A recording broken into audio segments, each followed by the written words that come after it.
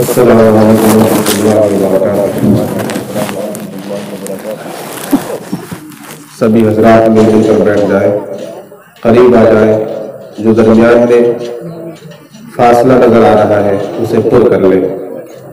یہ محفل نبی کی پہچان ہے، دینی محفل کی یہ پہچان ہے کہ وہ سمٹی ہوئی سکڑی بھی ہوا کرتی ہے، اور سنت بھی اسی طرح بیٹھنے میں ہے کہ لوگ مل مل کر بیٹھے۔ اتنے بھی لوگ ہیں کہ گلتی کا احساس ہونے لگے، تھوڑا فاصلہ رہے لیکن اتنا فاصلہ نہ رہے کہ بیچ میں خلا نظر آئے۔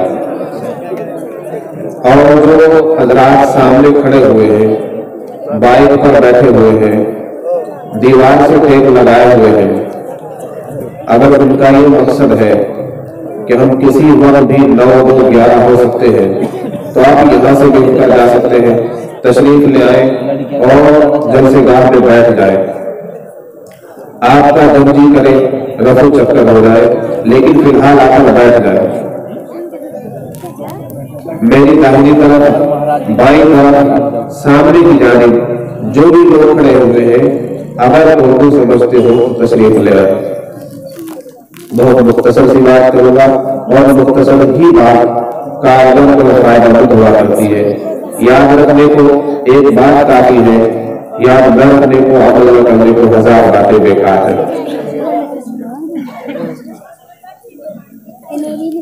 یہ پھر بیچ میں سامنے چلا کر دیا،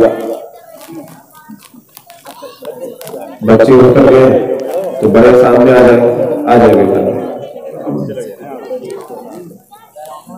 آج مجھے یہاں آ کر بہت خوشی ہو رہی ہے کہ ہمارے عالی جناب شنکر آچاریہ سنت لوری بابا جی تشریف لائے ہوئے ہیں، اور میں ایسی ہستیوں سے ملتا رہتا ہوں، ملاقات ہوتی رہتی ہے۔ ان کی آمد سے مجھے اپنا ایک ماجد کوزہ کا واقعہ یاد آ گیا۔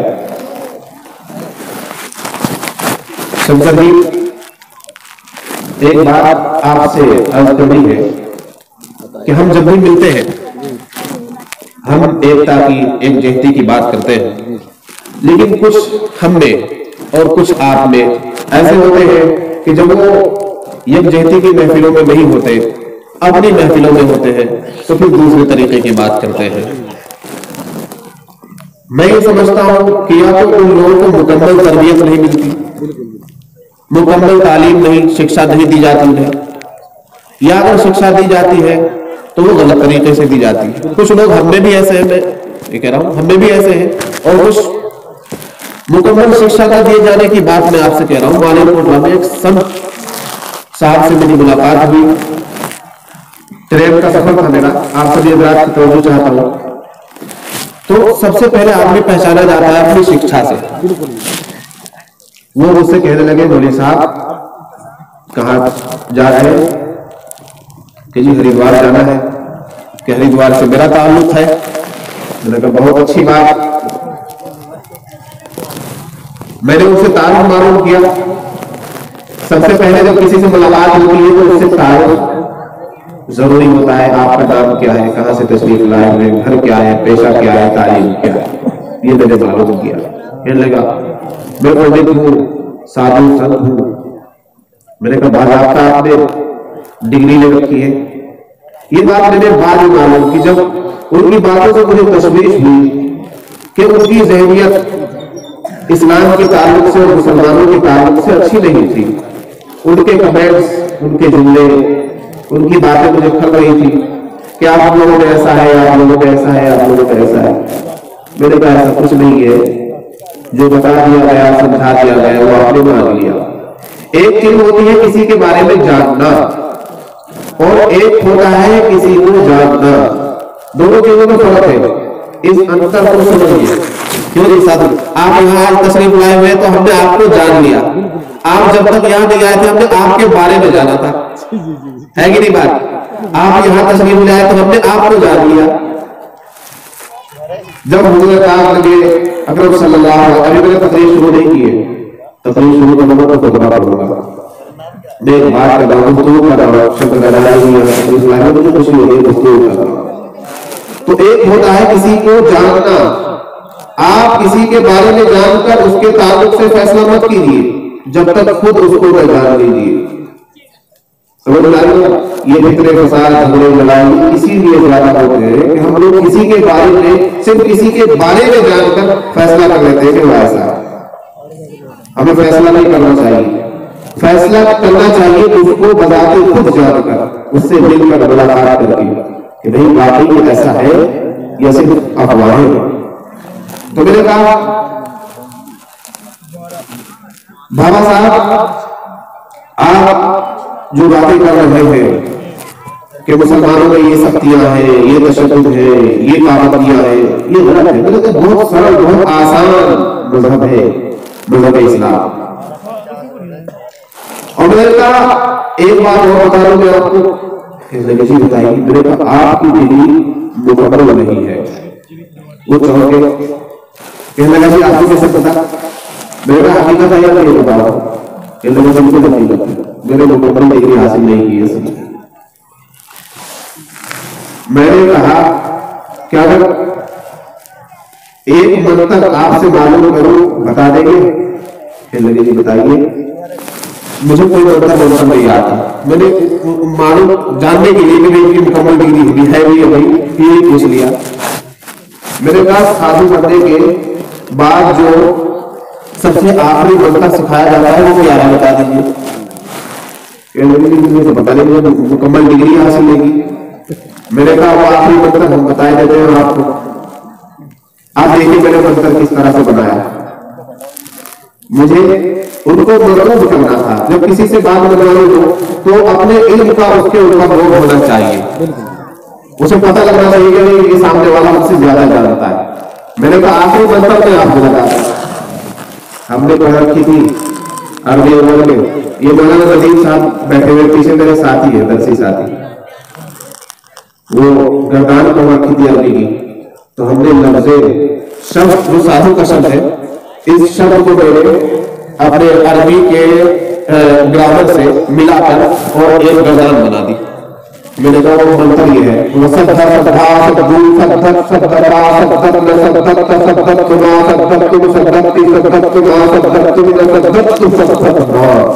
اب وہ چوک گیا.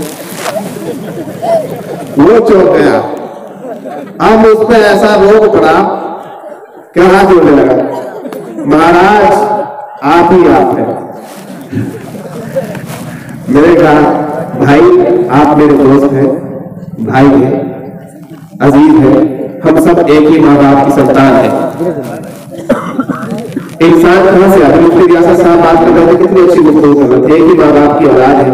حضرت آدم اللہ نبی علیہ السلام اور حضرت حوا علیہ السلام. تو یہ تو ہوئی گفتگو. اب تھوڑی دیر تقریر سن لیجیے.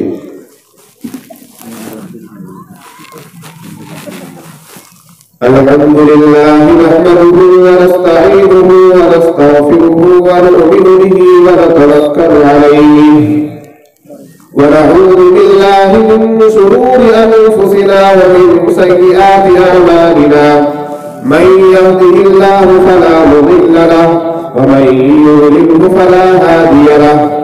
ونشهد أن لا إله إلا الله وحده لا شريك له ونشهد أن محمدا عبده ورسوله. وصلى الله تعالى على خير خلقه محمد وآله وأصحابه وسلم. أما بعد أعوذ بالله من الشيطان الرجيم. وما أرسلناك إلا رحمة للعالمين. صدق الله العظيم. حضور خواجہ خیر الانام سے پہلے حضور خواجہ خیر الانام سے پہلے فضا اداس تھی ان کے پیام سے پہلے. نہ ابتدا کی خبر تھی نہ انتہا معلوم. حضور سرور عالم کے نام سے پہلے. بہت بلند ہے ذکر پیغمبر وطحا روا نہیں ہے درود و سلام سے پہلے. मोहब्बत के साथ, अकीदत के साथ, उल्फत के साथ एक मरतबा नजराना दरूद पेश कर दीजिए बारगाह रिसालत मआब सल्लल्लाहु अलैहि वसल्लम में। अल्लाहुम्मा सल्लि अला मुहम्मद व अला आलि मुहम्मद कमा सल्लैता अला इब्राहीम व अला आलि इब्राहीम इन्नका हमीदुम मजीद। अंतिम महर्षि जिनकी बात मुफ्ती रियासत साहब ने बताई, उन्हीं की जिंदगी के कुछ हालात मैं बताऊंगा, आप भी बखूबी वाकिफ हैं। हमारे आखिरी नबी मदनी ताजदार, हम गरीबों के गम गुसार, सय्यद अबरार व अखियार, शहंशाह दी वक़ार, गुलशन हस्ती के अव्वलीन फसले बहार, अनीसुल गरीबीन, रहमतुल लिल आलमीन, मुरादुल मुश्ताकीन, जाने आलमीन, सय्यदुल मुरसलीन, खातमुन नबिय्यीन, ताहा व यासीन, अमीक़े बेकसा, फ़ख्रे रसूला, नाज़िशे हर्दो जहां, शाहे अरब, काइदे अरबो अजम, नूरे मुजस्सम, सरकारे दो आलम, मोहम्मद अरबी सल्लल्लाहु अलैहि वसल्लम की सीरत की चंद झलकियां हज़रात को देना चाहता हूं। दोस्तों, हमारी जिंदगी उस वक्त बेहतर जिंदगी बन सकती है जब हम अपने मुअल्लिम, अपने रसूल, अपने नबी, अपने आखिरी पैगंबर की जिंदगी से सबक हासिल करेंगे। हमारी जिंदगी बद से बदतर होती जा रही है, जिंदगी में परेशानियों की अंबार है, हर आदमी हर तरह से परेशान है, परेशानियों की घड़ियां हर आदमी की जिंदगी में किसी न किसी शक्ल में मौजूद है।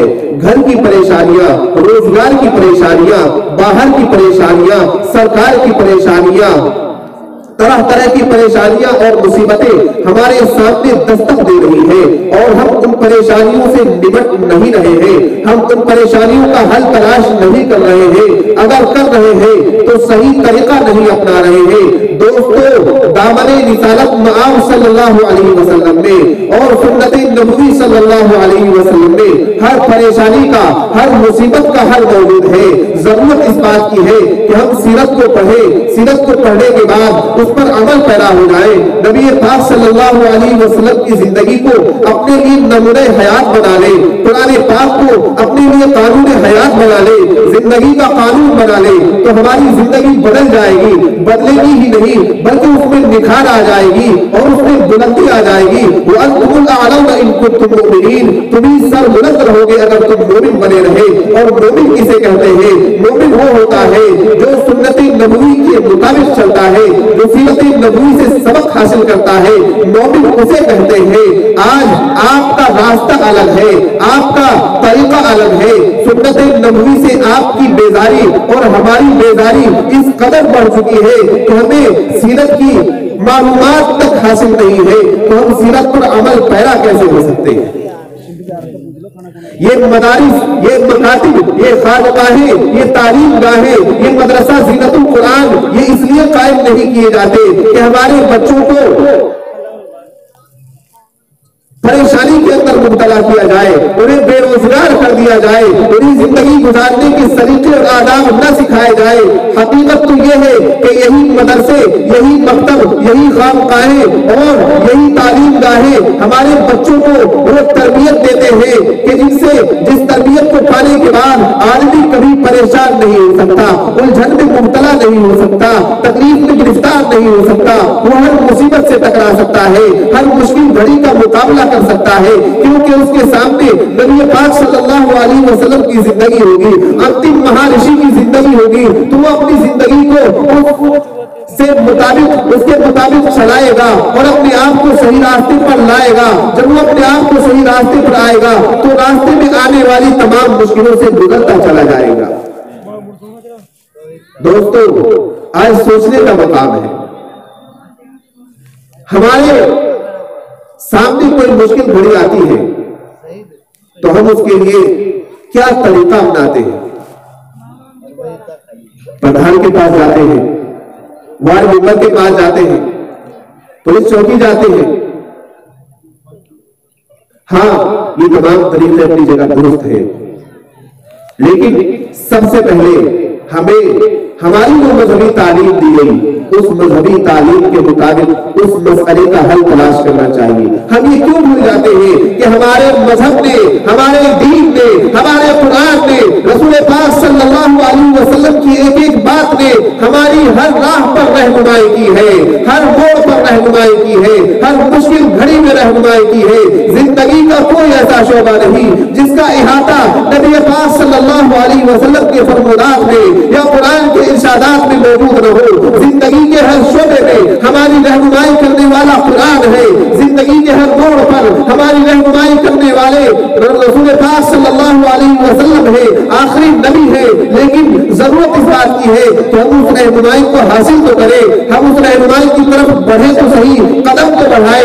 हमने उससे दूरी इख्तियार कर रखी है। अल्लाह व क़ाल रसूल की आवाज से हमारे घराने महरूम है, तिलावत की सदाओं से हमारे घराने महरूम है। हमारे कानों में अजान की आवाज तो आ जाती है, लेकिन हमारे कदम मस्जिद की तरफ नहीं बढ़ते। तो बताइए किस तरह से हमारी जिंदगी में शादारी आएगी, किस तरह से हमारी जिंदगी में रौनक आएगी, किस तरह से हमारी जिंदगी खुशहाल बन जाएगी। आप खुद सोचिए, हमारी रहनुमाई तो जो हमारे दीन ने की थी वो ऐसी रहनुमाई थी कि कायनात में ऐसी रहनुमाई किसी भी मजहब या किसी भी फिरके ने की ही नहीं। और इस बात के इकरार हम खुद नहीं बल्कि दीगर मज़ाहिब के लोग भी और दीगर मज़ाहिब के इल्मदान भी खुद कर देंगे। क्यों जी? शंकराचार्य जी आप मुखातब है, मजहब इस्लाम ने हर मोड़ पर रहनुमाई नहीं की, अपने मानने वालों की रहनुमाई हर मोड़ पर की है। लेकिन आज मुसलमान बदनाम है या नहीं?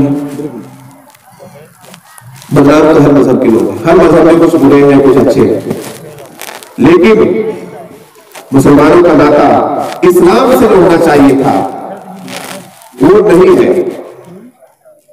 इसलिए आज मुसलमान दुनिया के अंदर तरह तरह की मुश्किलात से गुजर रहा है। अगर इस्लाम से हमारा रिश्ता मजबूत हो जाए, इस्लाम के माना सलामती के हैं,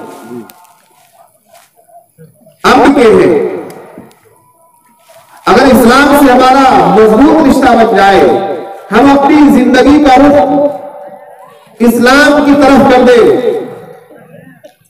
तो दुनिया की कोई ऐसी ताकत नहीं है जो हम पर उंगली उठा सके।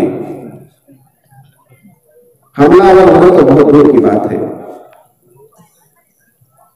दोस्तों, नबी पाक सल्लल्लाहु अलैहि वसल्लम की जिंदगी से रोशनी हासिल करने की जरूरत है, और उसके लिए नबी पाक सल्लल्लाहु अलैहि वसल्लम की जिंदगी के हालात का मुताला जरूरी है। आप हर किसी के बारे में जानते हैं आज हमारे लिए किस कदर अफसोस का मकाम है।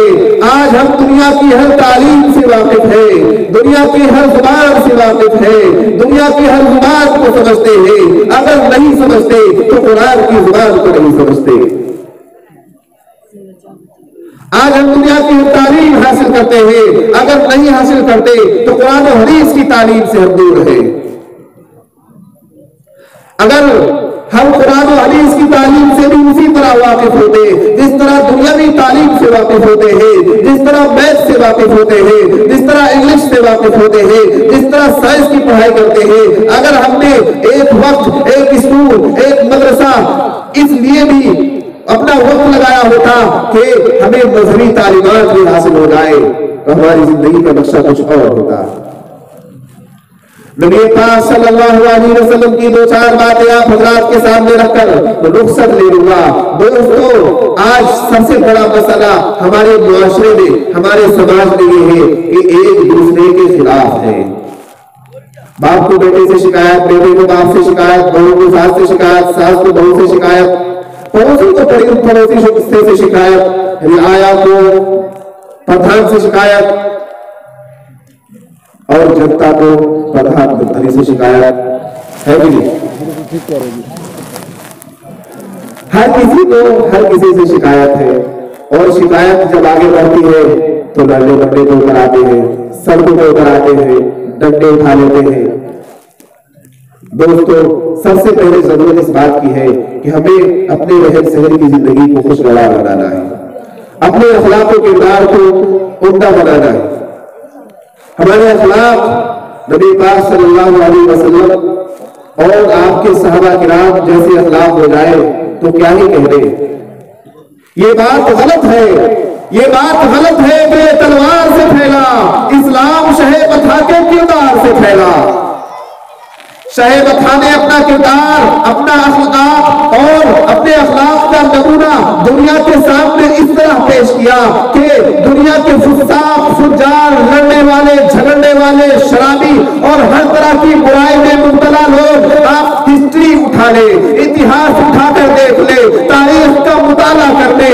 نبی پاک صلی اللہ علیہ وسلم کی آمد کا وقت وہ وقت ہے کہ دنیا میں اندھیرا ہی اندھیرا چھایا ہوا ہے. دنیا کے چاروں سمت کہیں بھی انصاف کا نام و نشان نہیں ہے. ظلم و ستم کا بازار گرم ہے، شراب نوشی کا بازار گرم ہے، لڑائی جھگڑے کا بازار گرم ہے. ہر طرف دشمنی دشمنی ہے، ہر طرف اختلاف ہی اختلاف ہے، ہر طرف ایک دوسرے سے لڑائی ہی لڑائی ہے. بات بات پہ لڑنے مرنے کو تیار ہو جاتے ہیں. تیرے اونٹ میں میں نے اونٹ سے پہلے پانی کیسے پی لیا، آؤ جنگ کے میدان میں آ جاؤ. اور یہ جنگ کا سلسلہ ختم نہیں ہوتا تھا، صدیوں چلتا جاتا تھا.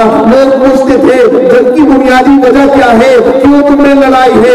ابھی ہماری نسلوں نے ہمیں یہ خبر دی ہے کہ ان کے باپ تھے، ان کے دادا تھے، ان کے پردادا تھے، ان کے اونٹ میں ہمارے پردادا لکڑدادا سکڑدادا کے اونٹ سے پہلے پانی پی لیا تھا. اسی بات کی لڑائی. بتائیے کس قدر بدترین حالات ہونے دنیا کے اس وقت. اور اسی وقت کی بات ہے ہندوستان کے سماج میں یہ بات شامل تھی غیر مسلم بھائیوں میں کہ جب کسی مرد کا انتقال ہو جاتا تھا تو جو اس کی مدعوہ اس کی بیوی ہوتی تھی اس کو بھی اسی کے ساتھ اس کا روح سنسکار کر دیا کرتے تھے. کیوں؟ یہ بہت بڑا ظلم تھا عورت کے اوپر. ستی ہونا، ستی کر دینا. جب کوئی مرد مر گیا تو جو اس کی بیوہ ہے بجائے اس کے کہ اس کے خرچ کا انتظام کیا جائے، اس کے لیے سہولیات فراہم کی جائے، بلکہ دوسری شادی کا بھی انتظام کیا جائے. اگر یہ بات نہیں ہے تو اس کے خرچ کا انتظام کیا جائے. لیکن اس کے لیے ظلم بالائے ظلم یہ تھا کہ اس کو بھی اپنے مرد کے ساتھ جل جانا پڑتا تھا. عرب کے معاشرے میں یہ تھا کہ لڑکی کی پیدائش کو بہت خراب سمجھتے تھے، لڑکی کی پیدائش کو وہ برداشت نہیں کرتے تھے. عورتیں جب بچی پیدا ہوتی تھی تو اپنے شوہر سے چھپا کر اس کو کہیں دور بھیج دیا کرتی تھی، اور جب کسی کے یہاں بچی کی پیدائش ہوتی تو وہ اسے زندہ دفن کر دیا کرتا تھا. اس قدر ظالم حالات تھے اس وقت کے. ایسے وقت میں نبی آخری محمد عربی صلی اللہ علیہ وسلم اس دنیا میں تشریف لاتے ہیں. تو بتائیے آپ نے دنیا کو سنوارنے کے لیے، دنیا کو امن و محبت کا پیغام دینے کے لیے، دنیا کے حالات کو بدلنے کے لیے کس قدر کوششیں کی ہوں گی. لیکن آپ دکھا نہیں سکتے کہ آپ نے معاشرے کو بدلنے کے لیے، آپ نے دنیا کو اپنا پیغام دینے کے لیے کبھی بھی تلوار کا سہارا لیا. ہاں اسلام کی جنگیں لڑی گئی، لیکن وہ اس وقت لڑی گئی جب سامنے سے کوئی فوج آ گئی کہ محمد ہم تمہیں تمہارا پیغام پھیلانے نہیں دیں گے، آ جاؤ جنگ کے لیے تیار ہو جاؤ. تو دفاعی جنگیں ہوئی ہیں اسلام کی طرف سے. جب کوئی سر پر چڑھ کر آ جائے تو اپنا بچاؤ کرنا ضروری ہو جاتا ہے. تو وہ تمام اسلامی جنگیں جو لڑی گئی ہیں وہ اپنے بچاؤ کے لیے لڑی گئی ہے. جب کسی نے مذہب اسلام کے پھیلنے میں، انسانیت کے پھیلنے میں دراڑ ڈالی ہے، رکاوٹ پیش کی ہے، تو نبی پاک صلی اللہ علیہ وسلم نے جنگ کا حکم دیا ہے. اور اس کو دنیا کا کوئی مذہب، کوئی دھرم اس کا انکار نہیں کر سکتا. دفاع ہر آدمی اپنا دفاع کرتا ہے. تو دوستو نبی پاک صلی اللہ علیہ وسلم کے اخلاق کا مطالعہ کیجئے. آپ کو نبی پاک صلی اللہ علیہ وسلم کی زندگی سے وہ روشنی حاصل ہوگی کہ پھر آپ کبھی بھی اندھیرے کی شکل نہیں دیکھیں گے. اندھیرا کیا ہے، ظلمت کیا ہے، ہمیں کس روشنی کی تلاش ہے. ہم طرح طرح کی پریشانیوں میں مبتلا ہے، نفرتیں ہم میں عام ہے، لڑائی جھگڑے عام ہے، فرقہ پرستی عام ہے، برادری واد عام ہے، یہ اندھیرائی تو ہے. اگر یہ اندھیریاں ہماری زندگیوں سے چھٹ جائے تو ہم ایک روشنی کی طرف قدم رکھ سکتے ہیں اور ہماری زندگیوں میں وہ روشنی آ جائے گی کہ ہم کہیں مال نہیں کھا سکتے، کہیں پریشان نہیں ہو سکتے. نبی پاک صلی اللہ علیہ وسلم کا سفر طائف کی جانب ہوتا ہے. وہی امن کا پیغام لے کر، وہی اسلام کا پیغام لے کر، وہی انسانیت کا پیغام لے کر. شنکراچاریہ جی، میں ایک بات آپ سے کہنا چاہتا ہوں. آج لوگ انسانیت کا پیغام عام کرنے کے لیے بہت بڑی بڑی باتیں کرتے ہیں. ہم خود چاہتے ہیں کہ انسانیت کا پیغام عام ہو، انسانیت کو فروغ ملے، انسانیت کو ترقی ملے، انسانیت کے نقش قدم پر یہ دنیا آ جائے تو یہ سارے جھگڑے ہی بدل جائیں. جیسے ایک بات کے اندر آپ سے پوچھنا چاہتا ہوں، انسانیت کیا ہے؟ مذہب اسلام جب دنیا کے اندر آیا تو انسانیت نہیں تھی. میں نے بھی بتایا، مختصر سے حالات آپ کے سامنے رکھے. جب مذہب اسلام دنیا کے اندر آیا، نبی پاک صلی اللہ علیہ وسلم نے اعلان نبوت فرمایا تو اس وقت دنیا میں انسانیت باقی نہیں رہی تھی. تو جب اسلام آیا تو انسانیت آئی. آج جو اسلام کے ماننے والے اور اسلام کے نہ ماننے والے انسانیت کی بات کرتے ہیں، انسانیت کے پیغام کو عام کرنے کی بات کرتے ہیں، میں ان سے کہتا ہوں آؤ، میری دعوت ہے، آؤ میں تمہیں دعوت دیتا ہوں، میں تمہیں انسانیت کی طرف بلاتا ہوں. آؤ اسلام کا مطالعہ کرو، قرآن کا مطالعہ کرو، نبی پاک صلی اللہ علیہ وسلم کے فرمان کا مطالعہ کرو. تمہیں انسانیت کی ہر تعلیم ملے گی، انسانیت کا ہر سبق ملے گا. مذہب اسلام سے باہر کوئی انسانیت نہیں ہے. انسانیت کا درس اگر دنیا کو دیا ہے تو اسلام نے دیا ہے.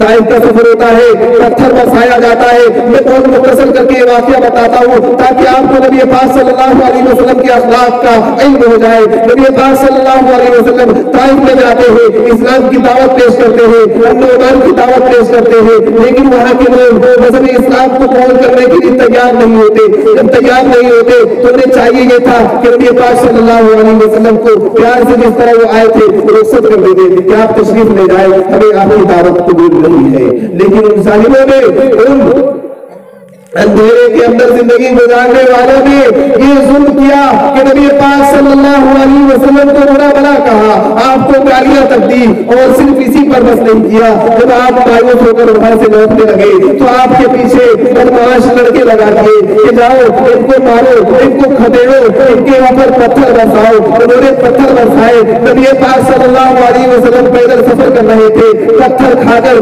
جب واپس تشریف لانے لگے آپ کے بدن مبارک پر پتھر برسائے گئے اور جوتیاں آپ کی جوتیوں سے خون، آپ کی جوتیوں میں خون بھر آیا. آپ صلی اللہ علیہ وسلم پر پتھر برسائے گئے. اور ایک ہمارا معاشرہ ہے، ہم پر بھی پتھر برسایا جاتا ہے، لیکن ہم کیا کہتے ہیں؟ عید کا جواب پتھر سے دیں گے.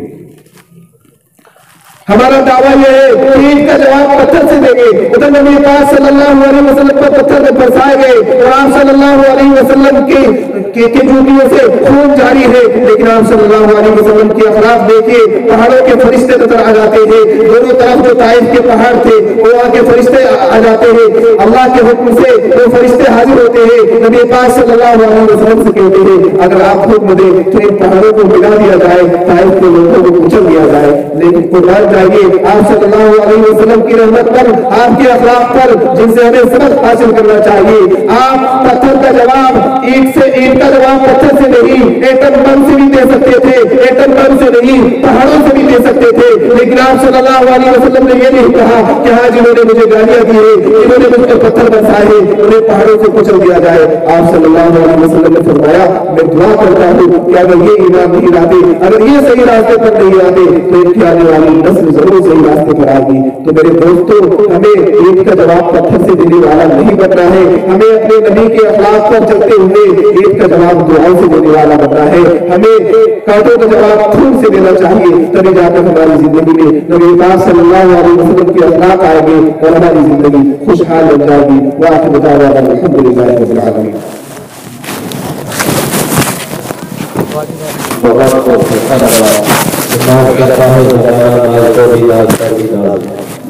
ناز کرتا ہے زمانہ، ناز کو بھی ناز کا بھی ناز ہے اور حضرت والا تلقی کا رفع تصدیق کی یہی آواز ہے. तमाम अहलियान बरखुर की तरफ से हजरत की खिदमत में पेश करता हूँ।